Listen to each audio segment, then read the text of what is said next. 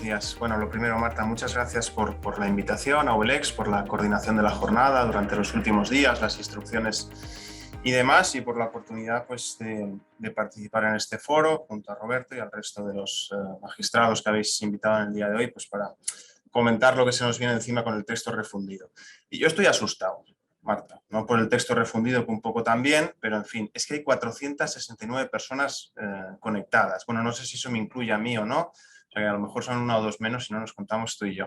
Pero bueno, yo no estoy acostumbrado a hablar para tanta gente al mismo tiempo. La verdad es que, en fin, pues quienes estéis más familiarizados con el circuito de formación en la insolvencia, en derecho de insolvencia no me prodigo mucho, y cuando me prodigo, desde luego, es en un ámbito más local. O sea que yo estoy impresionado y asustado por el poder de convocatoria de OVELEX, cómo movéis a las masas. Y, en fin, no sé qué le voy a poder contar a tanta gente que resulte interesante. Pero bueno, ya he dado las gracias, ya he dicho que estoy asustado y ahora voy a intentar rizar el rizo, que es compartir pantalla con una presentación, porque yo sí tengo una presentación con la que castigar las meninges de la gente. A ver, y tiene que ser esta de aquí, si lo estoy haciendo bien, será compartir el PDF. ¿Se ve, Marta? ¿No se ve? Sí, lo estamos viendo. Vale, utilizo un PDF porque aquí en Valencia, en el juzgado, es que no tenemos PowerPoint, pero bueno, yo creo que más o menos el efecto será el mismo.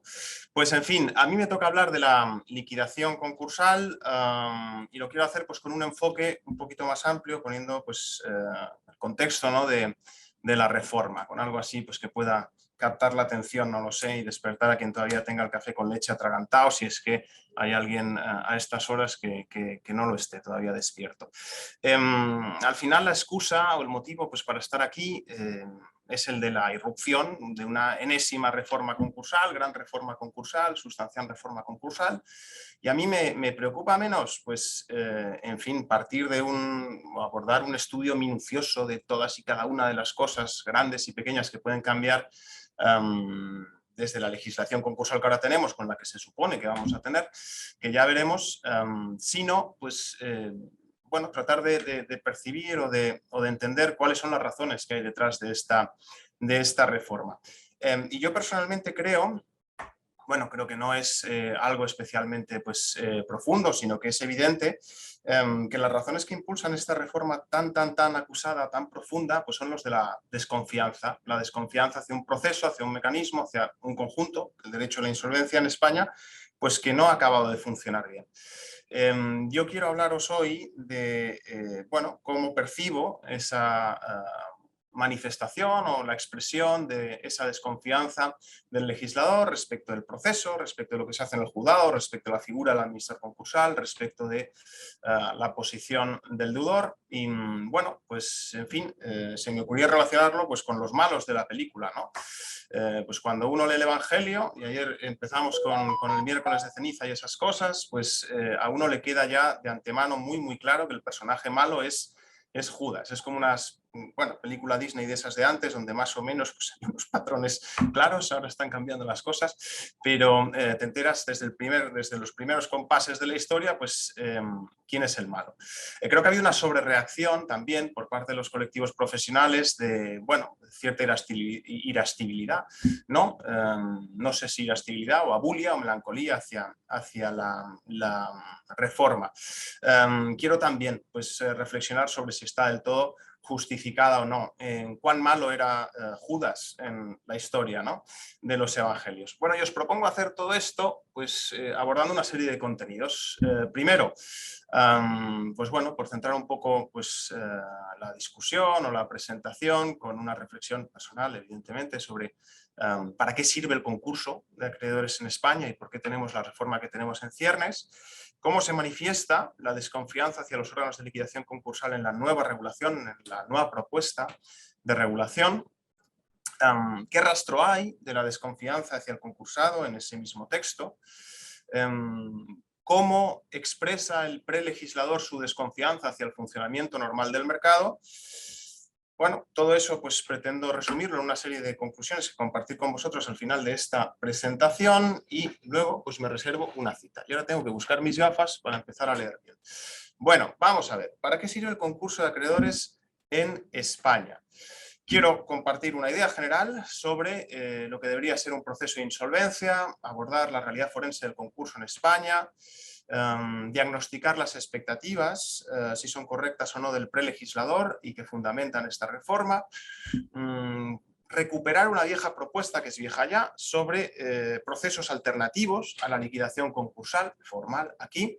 Y bueno, pues simplemente una cita, una breve alusión a la reforma del 485 del texto refundido de la ley concursal.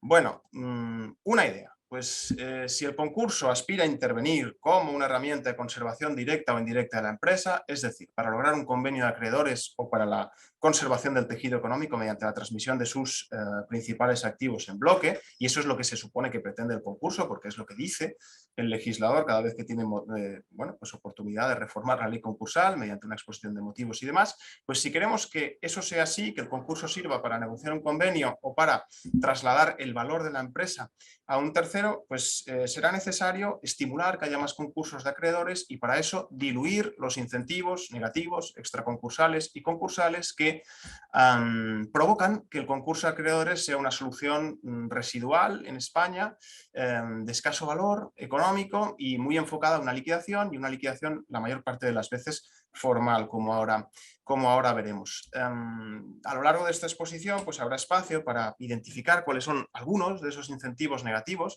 a la solicitud de concurso.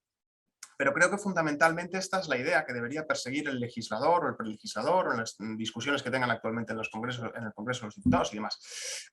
Y yo no sé hasta qué punto, bueno, se consigue con el texto de la norma, con este borrador de la norma, diluir esos incentivos negativos al concurso. Creo que la norma es más voluntarista que otra cosa, pero bueno, a lo mejor pues esto, recuperando esa introducción sobre Judas, pues es porque yo identifico esta reforma legislativa, gran reforma legislativa, como un intento, pues no sé, malvado o desenfocado. Ya veremos a lo largo de esta exposición también cuán fundado es ese juicio de valor o de desvalor tan negativo a modo de introducción, ¿no? Bueno, ¿cuál es la realidad concursal en España? Pues yo aquí he tomado datos del Atlas del Refor.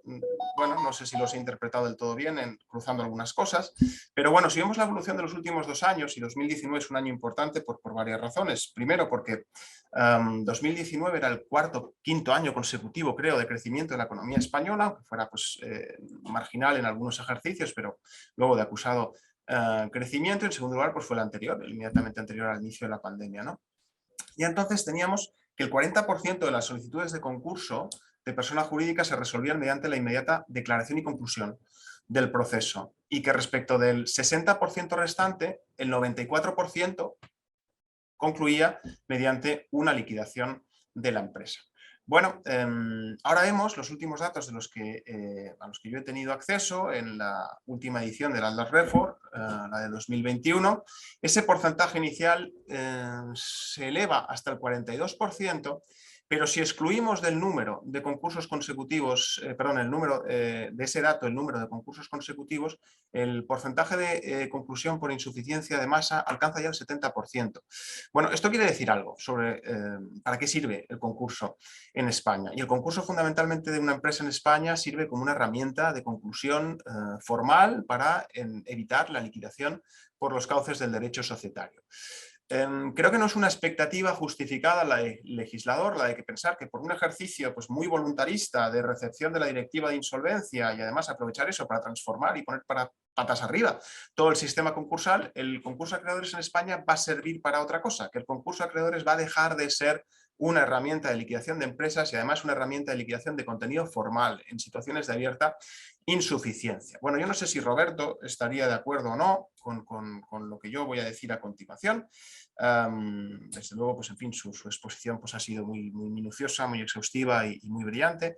Como es él, quizás censuraría esto. Lo cierto es que, en mi opinión, y creo que eso es algo que se adhiera nuevamente por, pues en fin, la práctica forense, y ahí tenéis datos sobre los porcentajes de acuerdos de refinanciación en el 20, lo cierto es que la refinanciación empresarial en España parece no necesitar al concurso de acreedores y que cuando sucede discurre normalmente por los cauces generales del derecho de contratos, se impliquen o no se impliquen los acreedores públicos en ese proceso. La refinanciación en España no necesita al concurso de acreedores. Por lo tanto, una justificación de la norma dirigida de la gran reforma de la norma dirigida a la completa conversión pues, del proceso, para que el proceso concursal entre nosotros deje de ser una herramienta de liquidación formal y se convierta en otra cosa, no sé hasta qué punto pues, es un ejercicio bien intencionado que pues, devalúa, ¿no?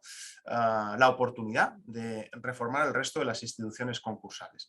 Bueno, más cosas. ¿Cuál sería la alternativa a dejar de utilizar el concurso como una herramienta de liquidación formal de empresas? Pues hacerlo a través del cauce que debería ser normal, que es el del derecho societario con apoyo de la infraestructura administrativa, pues que normalmente pues, está más próxima a las sociedades de capital, que es el registro mercantil. Y esta era la propuesta del proyecto de Código Mercantil para evitar pues, que los juzgados fueran utilizados los juzgados mercantiles como un cauce de disolución y liquidación para societarias en situaciones de abierta insuficiencia de masa. Y el proyecto de Código Mercantil preveía un proceso registral, notarial y registral por 3 fases que quizás sería interesante volver a considerar para pues, tratar de mejorar, ¿no?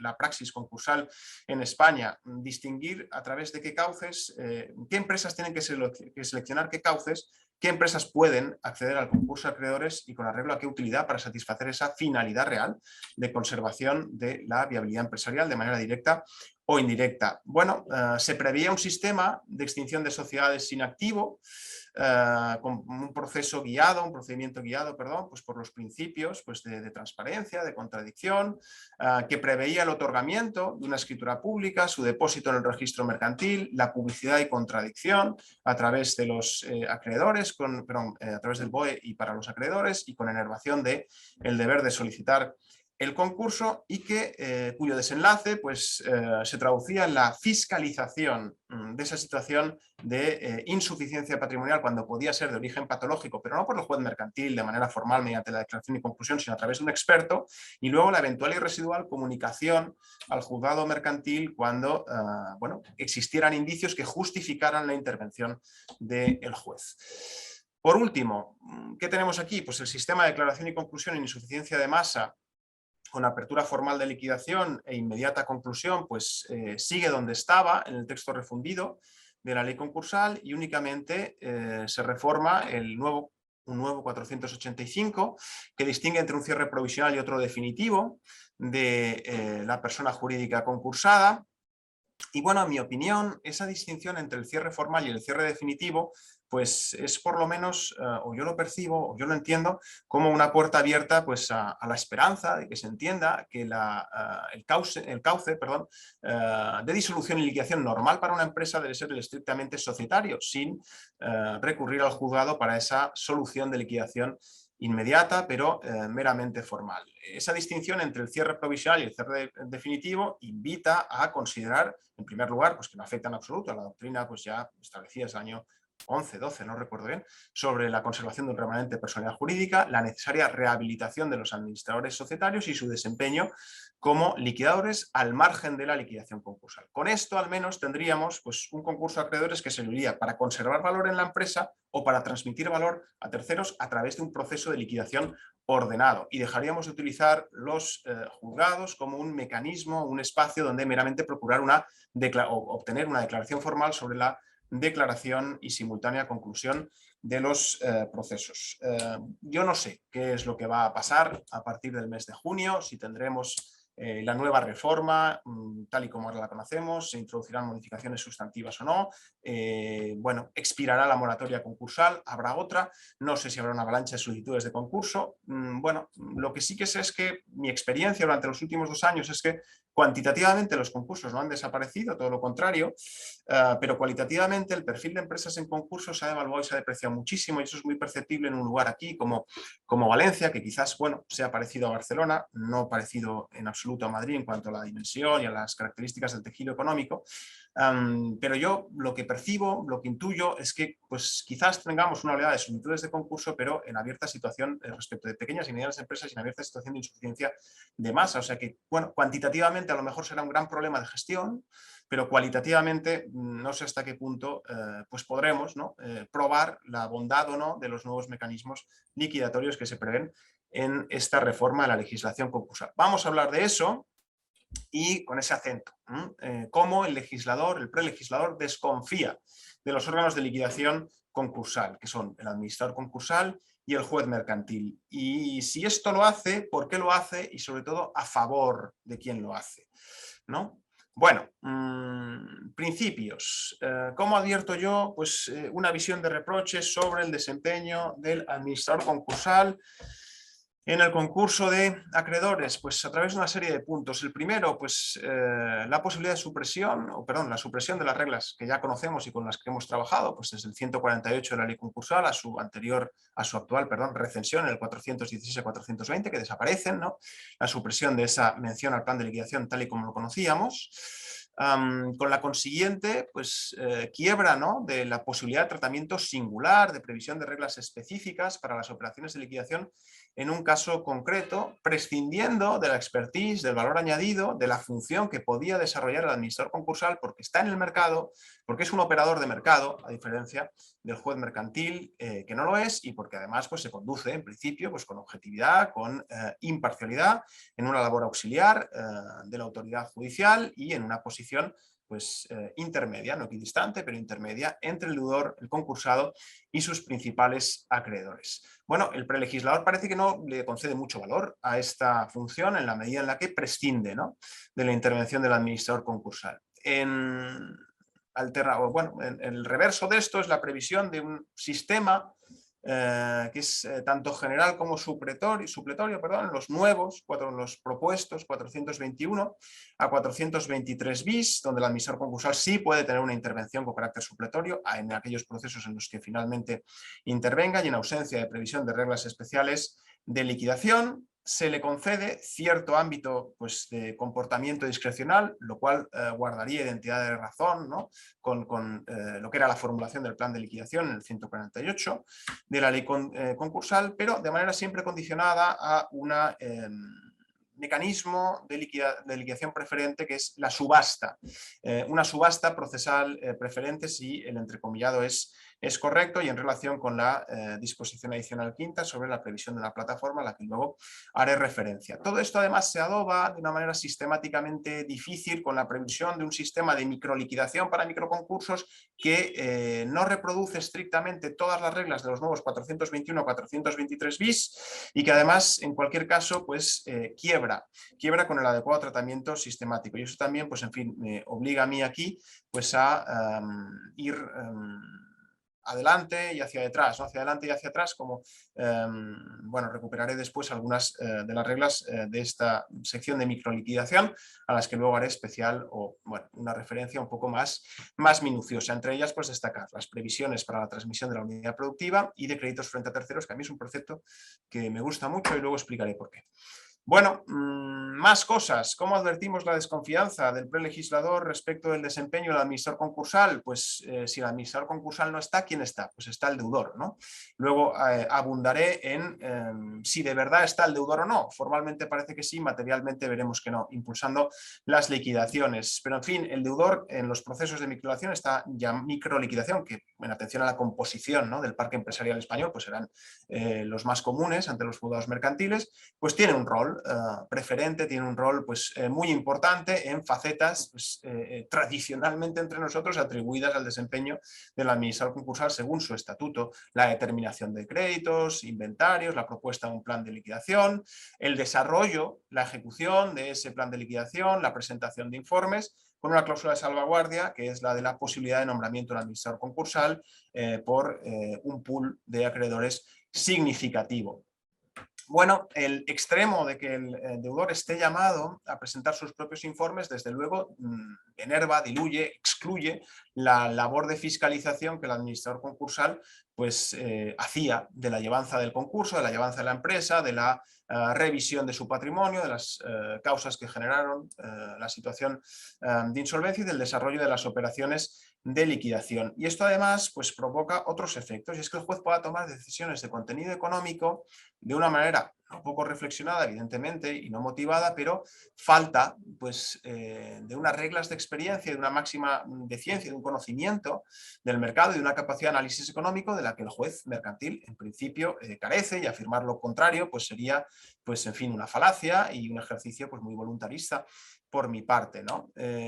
Cualquier examen sobre la viabilidad económica de un determinado canal de enajenación, si el juez se ve desprovisto del auxilio y de la labor de informe del administrador concursal, pues será, desde luego, una decisión mucho más pobre desde un punto de vista económico. Y eso no se salva, aunque exista la posibilidad para estos microconcursos o microliquidaciones en microconcursos del nombramiento de un experto adicional en el nuevo 714. Bueno, si el prelegislador no se cree mucho esto que hacen los administradores o que hacían los administradores concursales, que lo siguen haciendo, al menos en este momento, confía tanto de verdad en el desempeño, por ejemplo, que pueda realizar el juez mercantil, se cree lo que hacen los jueces mercantiles, no se lo cree, bueno, pues se le confiere al juez la posibilidad de establecer reglas especiales de liquidación.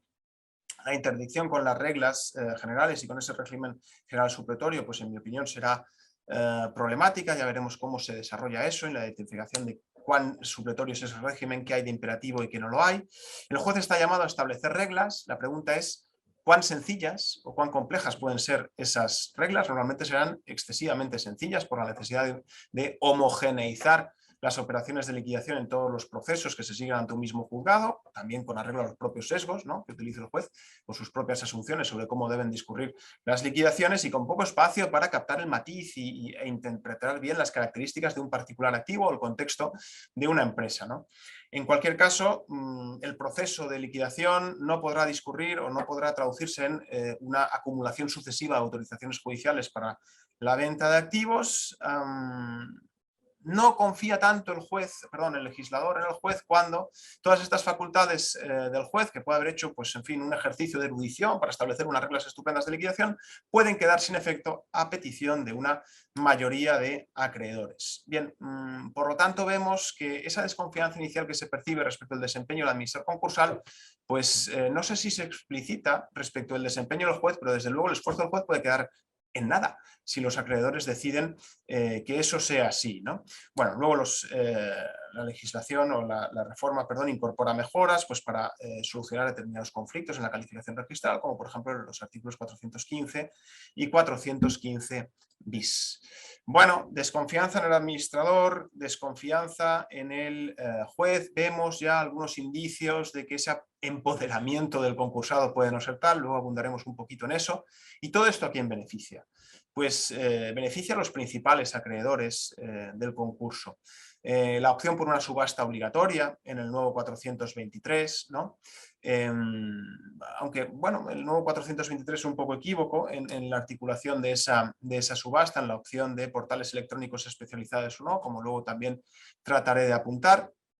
Se conceden a los acreedores, a determinadas clases de acreedores, vías de adjudicación de activos que se traducen en facultades unilaterales con posibilidad de una celebración de subastas recurrentes en el 423 bis y bien, como hemos visto anteriormente, la decisión judicial, ¿no?, de establecer un itinerario de liquidación concreto puede ser enervada a petición de esos mismos acreedores. Bueno, ¿qué es lo que ha pasado durante los últimos 15 años en España desde la crisis del año 2008? Pues lo que hemos tenido es un pulso, varios frentes, ¿no?, la legislación concursal, el crédito público, la posición con el crédito laboral, la relación de competencia con, bueno, no siempre pacíficas entre juzgados sociales y juzgados mercantiles, y una tercera pata de estos enfrentamientos sucesivos mediante reformas, contrarreformas, criterios jurisprudenciales, pues en fin, un poco contestatarios y demás, es la posición del privilegio especial y la posición de los grandes acreedores privilegiados en el concurso. Bueno, una corriente importante, creo, de operadores en el concurso, hemos entendido que el acreedor privilegiado especial es dueño de su privilegio, es dueño de su derecho real de garantía que lo funda, y que eso desde luego no es poca cosa, pero desde luego no significa ser dueño pues, del bien grabado, ni significa ser dueño del destino de las operaciones de liquidación, ni del concurso para marcar los tiempos de adjudicación y de realización de activos, ni desde luego del funcionamiento del juzgado para condicionarlo e instrumentalizarlo.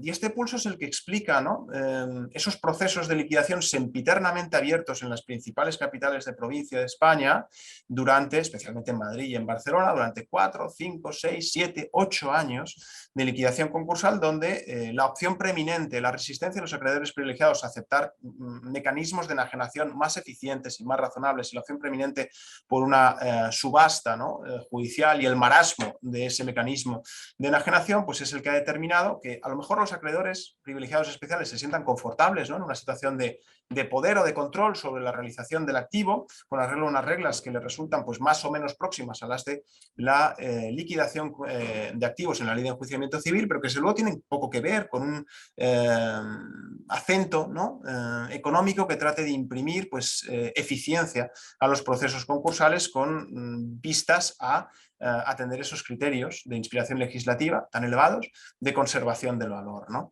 Bueno, pues vemos que esa desconfianza en los órganos de liquidación concursal, en mi opinión, pues se traduce en un concesión de un poder exorbitante y predominante a determinadas clases de acreedores sobre el desarrollo de las operaciones de liquidación concursal. Bueno, propuestas para evitar esta situación. En primer lugar, pues que si la homogeneización de las operaciones de liquidación pues es un objetivo a desarrollar, no por eso se puede enmendar o suprimir la discrecionalidad de los órganos de liquidación para desarrollar esas operaciones con arreglo al carácter singular de los procesos allí donde se manifiesten, ¿no? Creo que sería mucho más útil pues establecer un mecanismo alternativo de homogeneización de las operaciones de liquidación, más blando, no sé, el desarrollo de directrices, de guías, de convenios de colaboración con entidades, no lo sé, que mediante la opción legislativa por criterios muy estrictos que traten de estandarizar procesos de liquidación, porque eso seguramente solo se puede hacer pues con una difícil conciliación de valores como pues la eficiencia o la agilidad, ¿no?, en la tramitación de las actuaciones, sobre todo porque en fin, uno tiene la intuición que esta es una gran reforma más y el antecedente de la gran reforma que está por venir, porque al final la legislación concursal o el prelegislador concursal, en este caso, en mi opción, trata de someter al mercado cuando el mercado no puede ser sometido, y de lo que se trataría es de alcanzar un sistema regulatorio que fuera neutro, que sirviera para procesos de bonanza, ciclos de bonanza económica y ciclos de crisis económica, que fuera poco invasivo, que fuera, pues en fin, más respetuoso, ¿no?, con la autonomía pues del deudor y de sus acreedores para impulsar situaciones o soluciones incluso pues extrajudiciales con una labor adyacente del juez de fiscalización cuando eso fuera necesario, en lugar de mediante el establecimiento de reglas estrictas para estandarizar y homogeneizar los procesos de liquidación, porque eso al final, como veremos después, pues solamente nos va a conducir de nuevo a procesos de macroejecución hipotecaria, que al final es lo que tuvimos fundamentalmente pues, durante el ciclo de la crisis anterior, del 2008 al 2015. Bueno, ¿cómo se manifiesta esa desconfianza en el concursado? Y aquí quiero aprovechar pues, este enfoque para recuperar algunas de las reglas sobre las microliquidaciones, los artículos 700 y pico y siguientes de la propuesta, y hablar de la transmisión de unidades productivas. Bueno, ¿se fía o no se fía del deudor el prelegislador? Bueno, vemos que la apertura del procedimiento especial de liquidación tiene que ser comunicada a los acreedores y sometida a publicidad registral reforzada, y eso evidentemente pues puede dar lugar, cuando se produzca una omisión de una notificación imperativa, en pues una causa de nulidad de las actuaciones. Por lo tanto, esa discrecionalidad o esa libertad, bueno, no, ni discrecionalidad ni libertad, perdón, ese protagonismo concedido al deudor, al pequeño deudor para su pequeño concurso, pues vemos que ya está marcado, ¿no?, por reglas que garantizan la contradicción, y que eso pues se traduce en un bueno, menor campo para el impulso de las actuaciones a las solas instancias del deudor.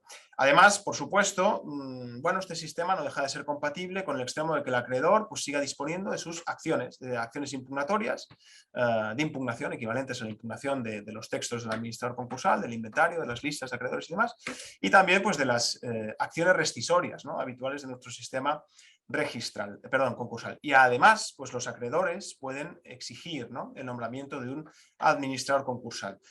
Y además yo creo que, aunque la ley concursal no lo diga, a mí me parece que los jueces deberíamos, en fin, recomendar en algunos casos, si es que al final este proceso se queda así, sin una intervención más o menos acostumbrada y recurrente del administrador concursal, ser capaces de exhortar al deudor la opción, ¿no?, por el nombramiento de un administrador concursal. Creo que si el texto de la ley finalmente es el del borrador que conocemos, con esa, pues en fin, figura menguante del administrador concursal, los jueces mercantiles tenemos una labor de persuasión a realizar a propósito de convencer o para convencer al deudor de la oportunidad, la inmensa mayoría de casos, de la opción por un administrador concursal, porque al final el problema de las empresas españolas, de las pequeñas empresas españolas, y eso incluso cuando no tienes una formación económica, como es mi caso, pero estás habitualmente pues, bueno, trabajando, ¿no?, con los concursos de pequeñas empresas, pues ves que la causa de la insolvencia va muchas veces ligada a la falta de profesionalización en la llevanza de la sociedad. Son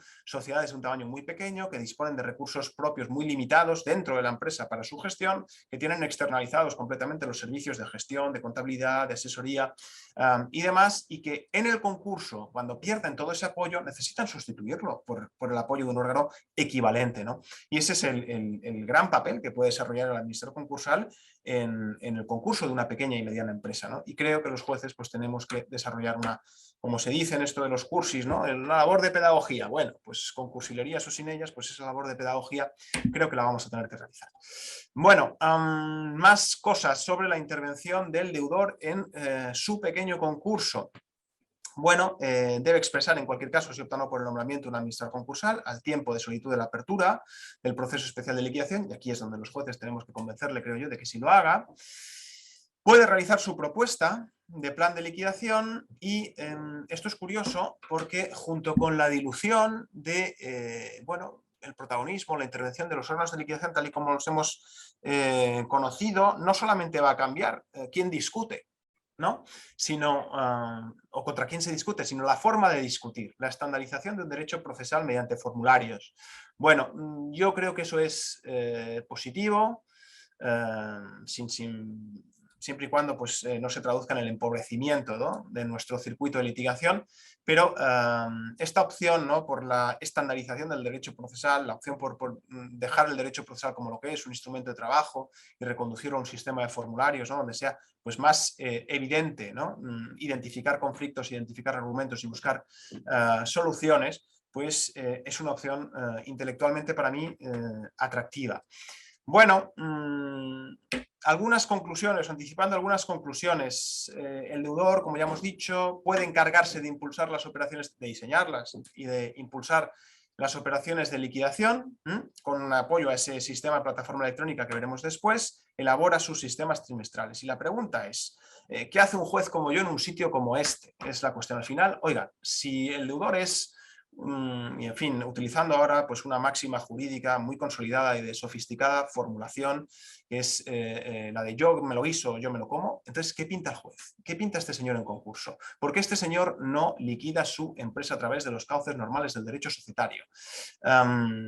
Si esa unilateralidad del deudor es deseada, impulsada, querida y buscada, ¿por qué este desenlace, ¿no?, de que todo eso se realice a los ojos, no sabemos, a la vista, ciencia y paciencia, ¿no?, con este acento civil tan tradicional de la codificación? Ya veremos cuál es la intervención de los jueces, si somos persuasivos o no, pero ¿por qué hay que hacerlo en el juzgado? Pues porque el legislador no se fía del deudor, le concede un poder pero desconfía de él.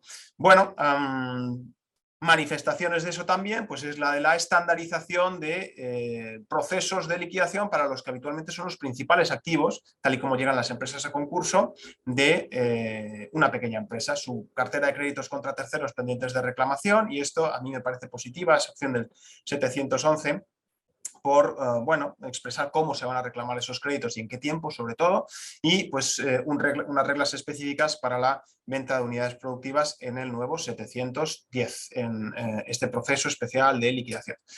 Bueno, vamos a hablar del PRIPAC ahora, y eso tiene que ver también con la desconfianza que a los jueces, no solo al legislador, nos merece el concursado y que expresa la necesidad de bueno, haber desarrollado todas estas soluciones tan imaginativas y haber tan felices, ¿no?, con la incorporación de figuras del derecho anglosajón y demás. Lo cierto es que nosotros ya teníamos un PRIPAC y lo teníamos en el 191 ter de la ley concursal, o bueno, era nuestro PRIPAC, a lo mejor no era el gran PRIPAC o no era un PRIPAC completamente homologable o asimilable a las opciones anglosajonas. Pero bueno, teníamos el nuestro y se incorporó, si no recuerdo mal, este precepto en el año, con la reforma del año 2011. ¿Cuál es el problema? Pues que este precepto no funciona. El 191 ter de la ley concursal y su equivalente en el texto refundido actual no ha servido para una liquidación más o menos rápida, eficaz de las unidades productivas. En primer lugar, porque el enfoque no era ese, el enfoque era el de la presentación de la solicitud de concurso con la formulación de un plan de liquidación. Y en segundo lugar, porque bueno, los jueces, quizás imbuidos de este acento, tan propio de la legislación española, esa desconfianza, ¿no? De nuevo aquí la figura de Judas, la desconfianza, alguien que despierta tus sospechas, pues no nos acabábamos de fiar de estas solicitudes y reforzábamos determinadas garantías de contradicción. Bien, cuando esas garantías de contradicción pasan por un mecanismo de publicidad del concurso que no siempre es el más rápido, el más adecuado, y por plazos amplísimos, ¿no?, de contradicción y de discusión, la sostenibilidad del negocio del concursado pues sufría enormemente, y no es infrecuente, no ha sido infrecuente pues la frustración por el excesivo plazo en la provisión de este tipo de solicitudes de la oportunidad de la adquisición de unidades productivas. Por lo tanto, el problema de nuestro sistema concursal no era tanto que no tuviéramos un sistema de preventa de unidades productivas, porque teníamos algo parecido en el 191 ter, sino que el 191 ter no funcionaba.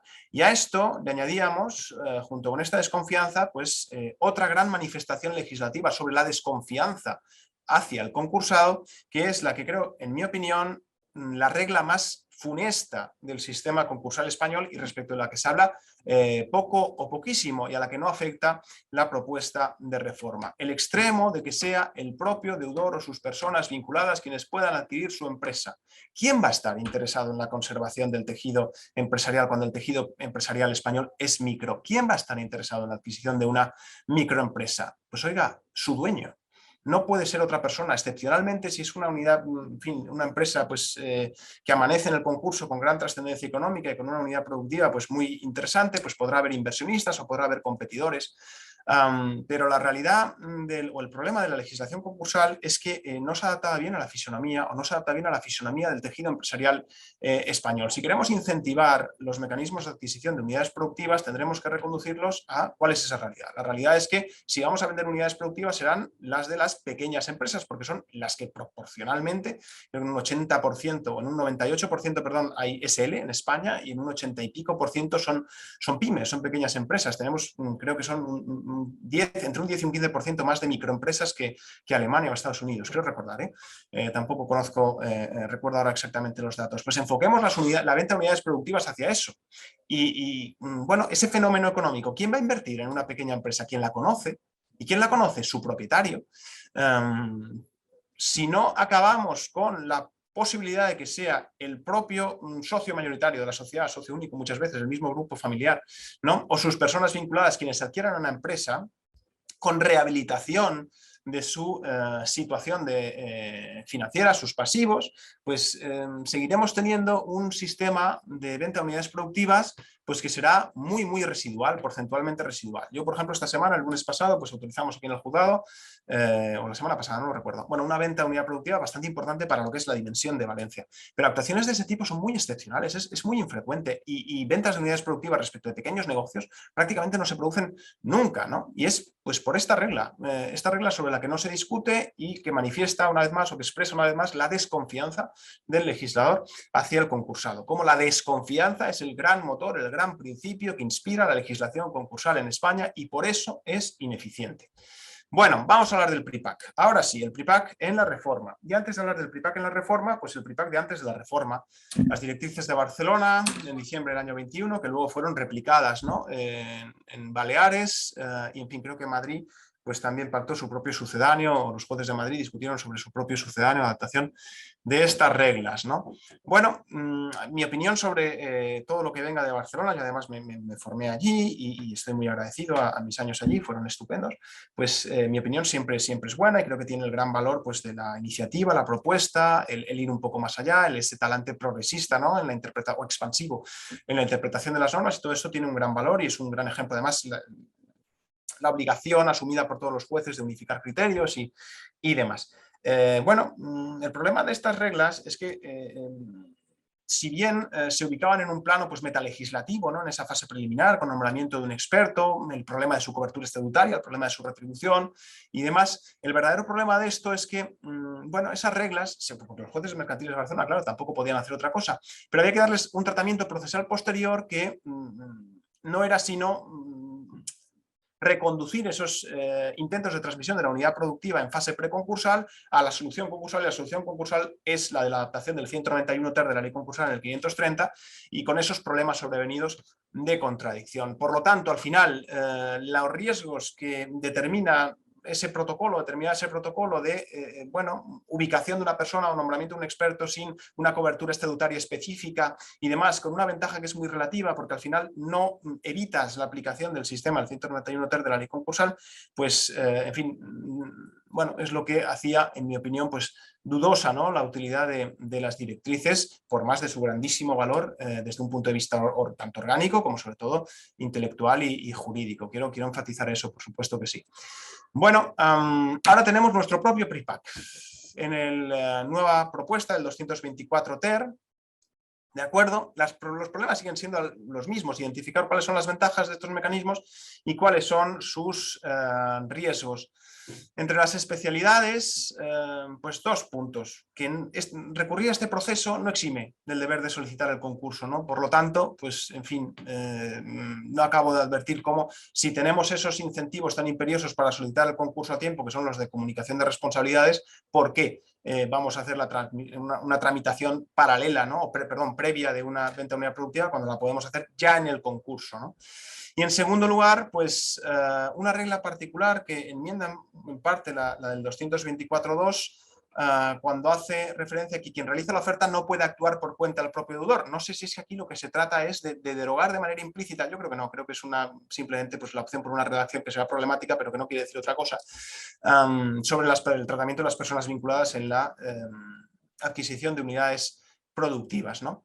Bueno, además de esa obligación de explotación trienal y demás, que ha sido pues, suficientemente discutido, comentado, yo creo, en los últimos meses sobre la problemática que se puede determinar junto con la comunicación de los ERTES y estas cosas sobre las incidencias laborales o las inflexiones laborales de la legislación concursal, que a mí se me escapan mucho, la verdad.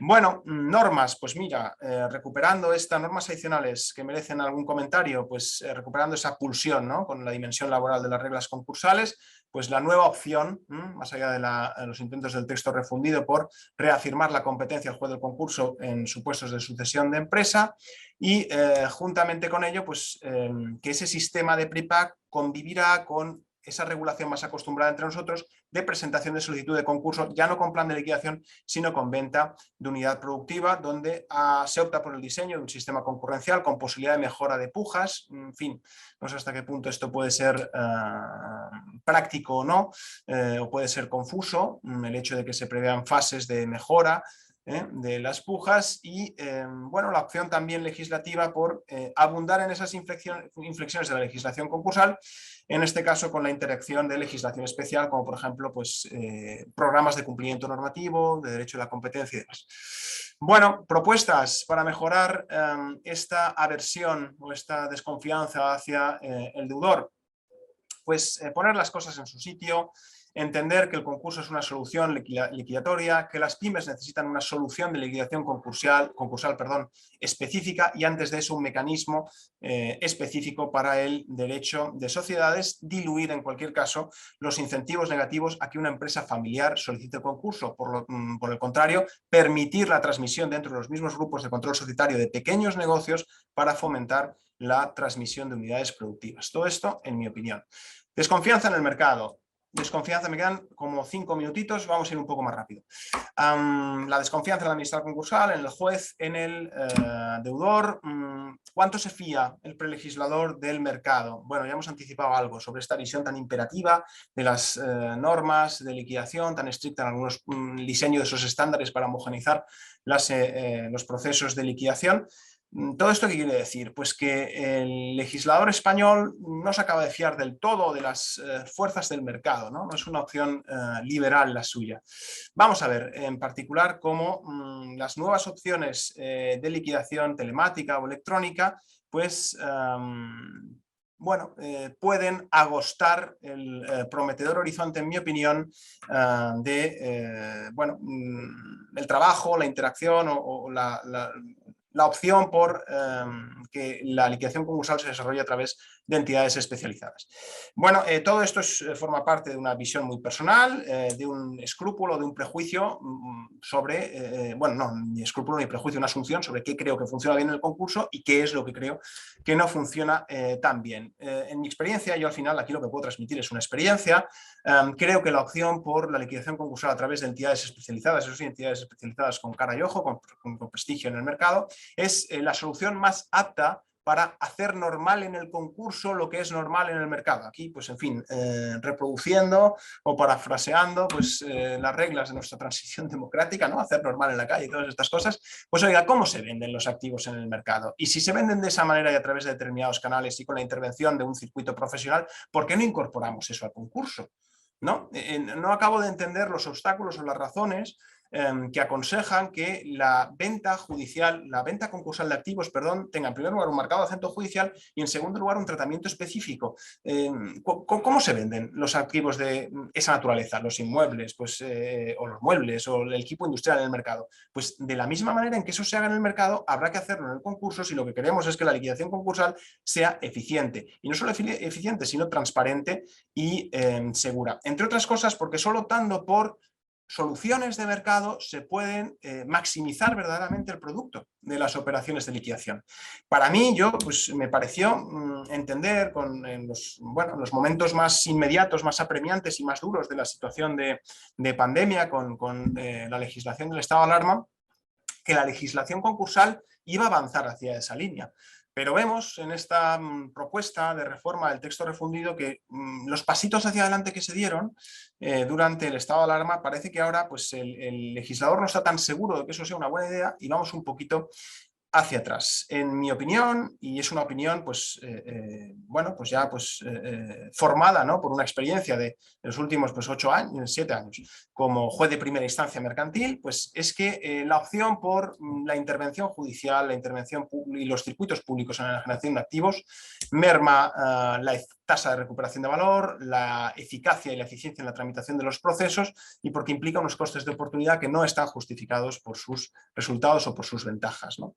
Bueno, en este hacer normal o no normal, lo que sea en el mercado y en el concurso, pues, en fin, creo que no está del todo pulida la concordancia, ¿no? El 423.2, cuando hace referencia a las subastas por entidades especializadas o no especializadas, con la última opción por el portal de subasta electrónico al que luego hago referencia.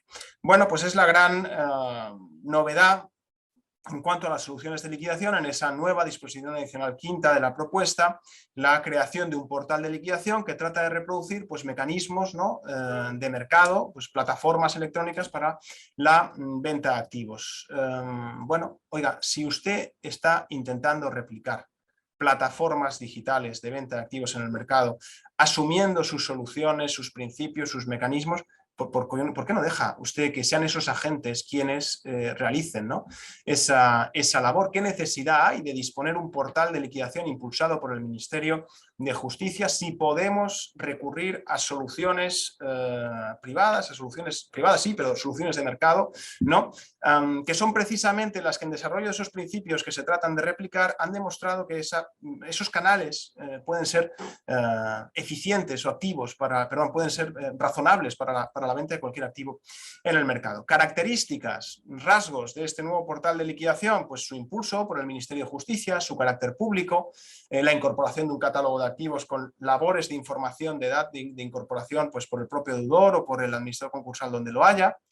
La gran duda es si estos portales van a poder conseguir verdaderamente la maximización del producto de liquidación por su incapacidad, aparente incapacidad de realizar una labor de comercialización adicional a la mera publicitación de activos, ¿no? Luego hay previsión de, en fin, algunas normas equívocas sobre la posibilidad de liquidaciones persistentes en caso de conclusión de procesos, ¿de acuerdo? Y cosa positiva, pues se refuerzan los canales de comunicación, igual que en el 415, ¿no? Entre la liquidación concursal y los registros públicos. Bueno, todo esto se traduce de nuevo en la opción o en la pregunta de todo esto a quién beneficia. ¿Por qué esta opción por un monopolio estatal preeminente en el diseño de un portal público de realización de activos concursales? ¿A quién beneficia? Pues yo creo que beneficia única y exclusivamente a aquellas clases de acreedores privilegiados que lo que desean es tener un grandísimo control sobre el activo, sobre el proceso de liquidación, sobre el propio concurso y los tiempos inherentes a todo eso, ¿no? Bueno, ¿qué es lo que creo que se podría hacer para evitar esta situación? Pues dejar que el mercado seleccionase a los operadores especializados que sean mejores para la venta de activos según sus características y dejar que un administrador concursal como profesional especializado en el concurso escoja esas plataformas adecuadas de enajenación. ¿Y cómo lo haga? Pues evidentemente con total transparencia, publicidad y contradicción y respondiendo hasta las últimas consecuencias de cualquier transgresión relevante de las reglas estatutarias que definen su intervención. Al final, la liquidación concursal debe ser una liquidación eficiente y responsable. Y yo creo que si optamos por la eficiencia y la responsabilidad, todo eso pues nos podría conducir a la opción por mecanismos de venta de activos a través de entidades especializadas, combinando, tratando de combinar una y otra cosa, ¿no? Conclusiones generales de mi intervención aquí, resumiendo algunas ideas que he tratado de compartir con vosotros durante este ratito, ya llevo hablando demasiado.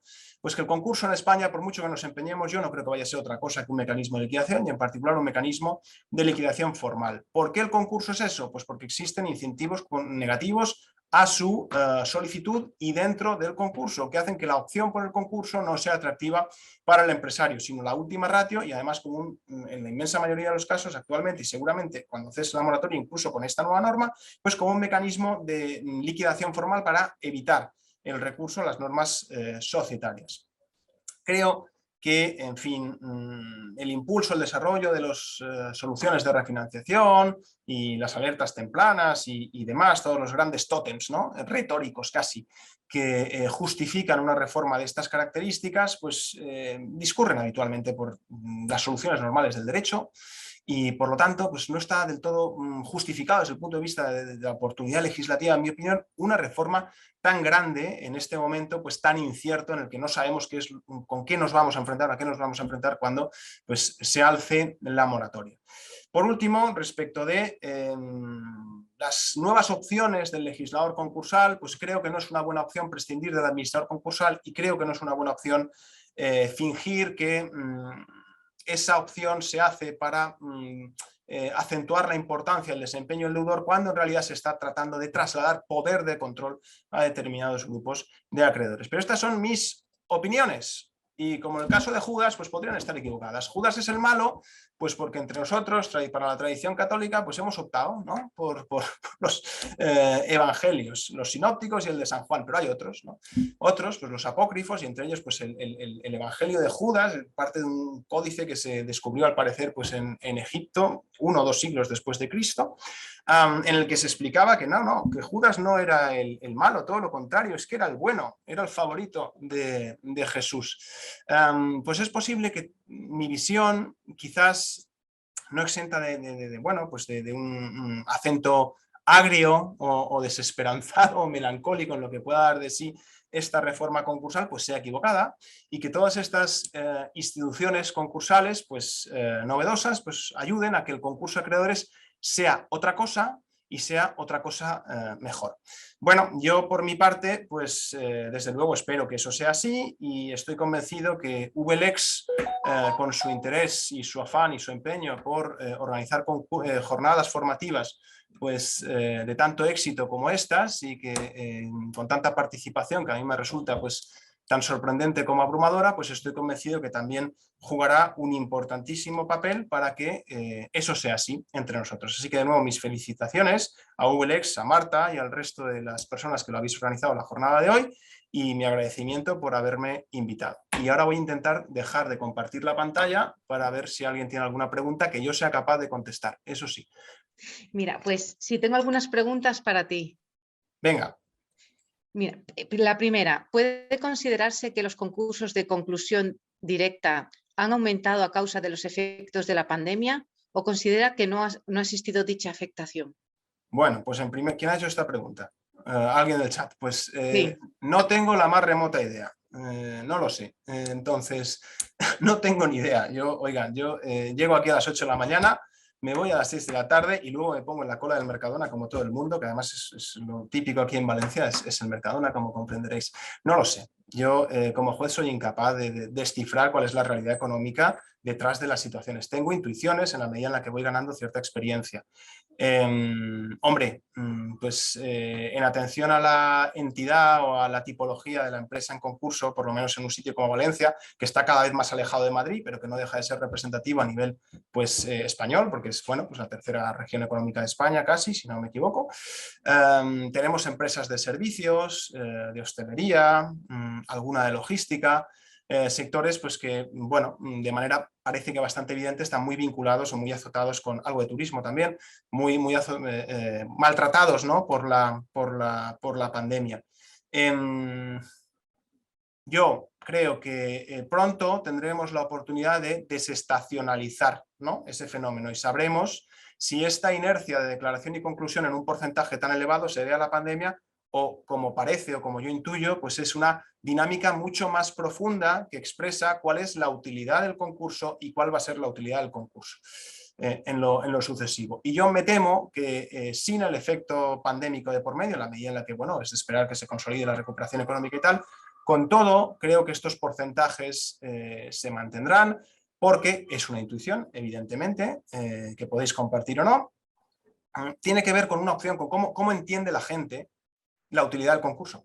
Entonces, la gente cree que el concurso sirve para eso, para cuando ya no me quedan ni las raspas del pescado en la empresa, entonces voy al juzgado, presento un papelote, me dan otro, se comunica el registro y se acabó. Y se diluyen mis responsabilidades vinculadas al proceso de liquidación.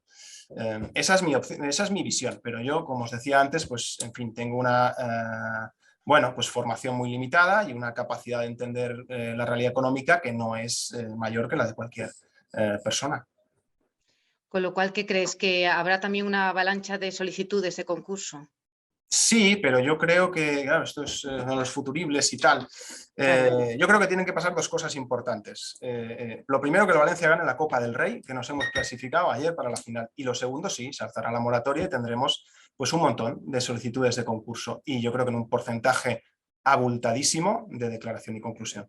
Porque al final está también es el input, ¿no? que te transmiten los administradores y los profesionales que estáis en el mercado cuando pasáis por el juzgado y pues podemos charlar, ¿no? ¿Cómo ves las cosas? ¿Qué tipología de clientes tienen? ¿Cuál es el tono de las consultas? Yo creo que sí. Ya veremos, lo sabremos a partir del 31 de mayo, una cosa así, ¿no? Cuando ya esté en ciernes el lanzamiento de la moratoria. Saldremos de dudas pronto. La incertidumbre, pues en fin, se alzará pronto. Bien, también tengo otras preguntas, te comento. En caso de solicitarse el nombramiento del administrador concursal para la liquidación, ¿quién sufragaría su coste y cómo se determinaría su coste? Bueno, pues es una pregunta cuya respuesta no tengo del todo claro. Y, en fin, obliga a considerar pues, el nuevo tratamiento de los créditos contra la masa, la nueva posición del crédito público en ese plano y, sobre todo, con el desarrollo estatutario del administrador concursal, que es una incógnita si va a estar vinculado, ¿no? a esta nueva reforma. Vale. Y por último, te voy a preguntar, ¿en la venta de unidades productivas será el juez del concurso quien acote o limite la sucesión de los créditos tributarios? Bueno, pues en principio parece que la opción del prelegislador es la de reafirmar la competencia del juez del concurso en todas las facetas que tengan que ver con el proceso de adjudicación y de delimitación de los efectos jurídicos seguidos de la adquisición de unidades productivas. Lo que ocurre es que esto pues habrá que bueno, ponerlo en relación con la legislación tributaria, el 42, si no recuerdo mal, y sobre todo con aquellas transmisiones de activos vinculados a la unidad productiva que discurren fuera del concurso. Si no tengo mal entendido, creo que existen previsiones específicas y una actuación pues, de derivación de responsabilidad por esas razones, ¿no? Al final creo que la opción por concentrar la transmisión de activos en el concurso a través de la competencia del juego de concurso es un puerto seguro frente a cualquier tipo de comunicación de responsabilidad ulterior. A partir de aquí, pues también hay que ser conscientes de que en este país las administraciones públicas pues interpretan sus facultades de autotutela de una manera pues muy amplia y las capacidades del juez del concurso de inhibir según qué comportamientos que considere transgresores, ¿no?, de su jurisdicción, pues son limitadas y por eso pues, tenemos ese diálogo tan acostumbrado entre el legislador, la opción de los jueces, la actuación posterior de las administraciones, los conflictos que posteriormente se producen. Yo creo que todo indica, y el espíritu de la ley en este punto de la reforma es evidente, de reafirmar la competencia del juez del concurso para compartimentar la responsabilidad, las consecuencias económicas derivadas de la transmisión de la unidad productiva de la empresa. En un plano laboral sí, y en un plano tributario y fiscal también. De nuevo, pues son intuiciones y la praxis estoy convencido de que nos sorprenderá a todos. Te voy a hacer más preguntas porque tenemos un poquito de tiempo, si te parece bien. Vale. Y además veo que se está animando el chat. Mira, dicen por aquí, ¿qué opinión le merece la obligación de continuar la actividad durante 3 años como mínimo que contempla el proyecto en venta de la venta de unidades productivas? Bueno, no sé. A ver, opinión, vuelvo a lo mismo. En primer lugar, la prudencia. En segundo lugar, pues mi formación llega hasta donde llega.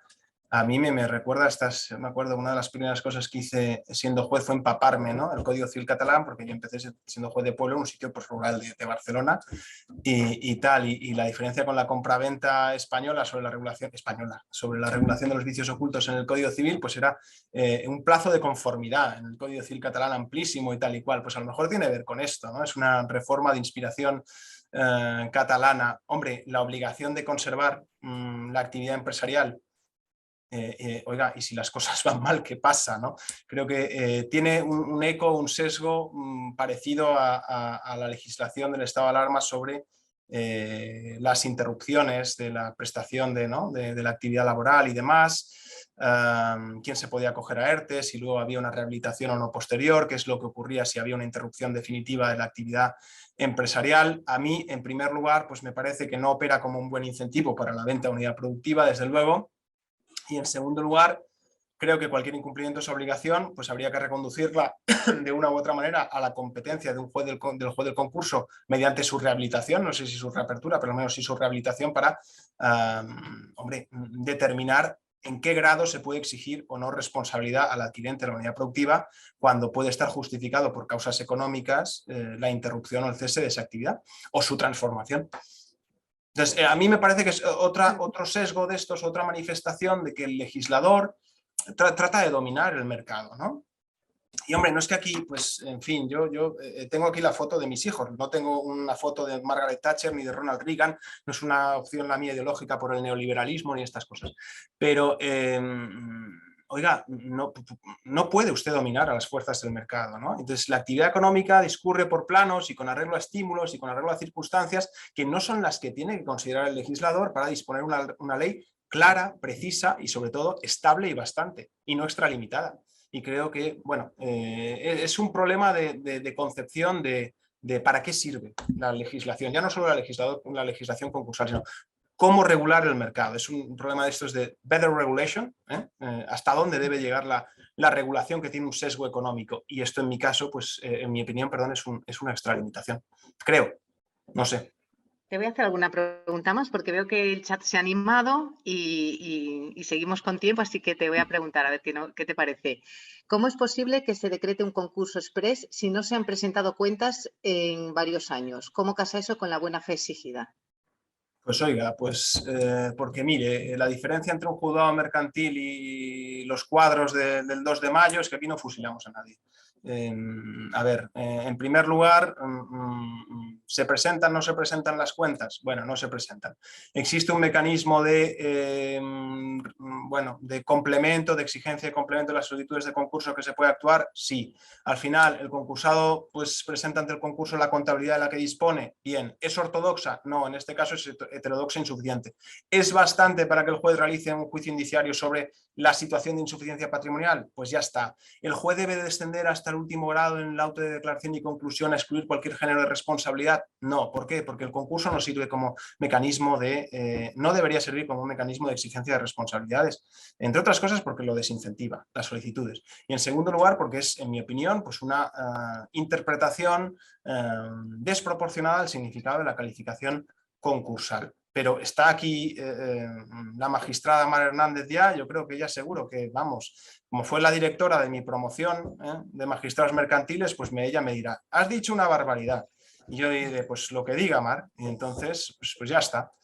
Me han preguntado, Mar, qué es esto de presentar solicitudes de concurso sin las cuentas, que cómo es posible que se declare y se concluya el concurso. Y digo, hombre, pues ¿y qué vamos a hacer? ¿Y si no tiene cuentas? ¿Y si no hay cuentas? Hombre, porque este señor pues tiene una contabilidad de todo punto heterodoxa. ¿Qué vamos a tramitar un concurso vacío de todo contenido para procurar una calificación concursal? Oiga, ya bastante dureza tienen los mecanismos normales del derecho societario para exigir responsabilidad al administrador de una sociedad, como para además hacerlo por el coste procesalmente más oneroso del concurso. Pero lo que diga Mar, yo siempre lo que diga Mar. Pues muchísimas gracias, Eduardo, por tu intervención, y también te dan las gracias en el chat por tus opiniones y por tus juicios tan acertados y por tu claridad a la hora de exponer.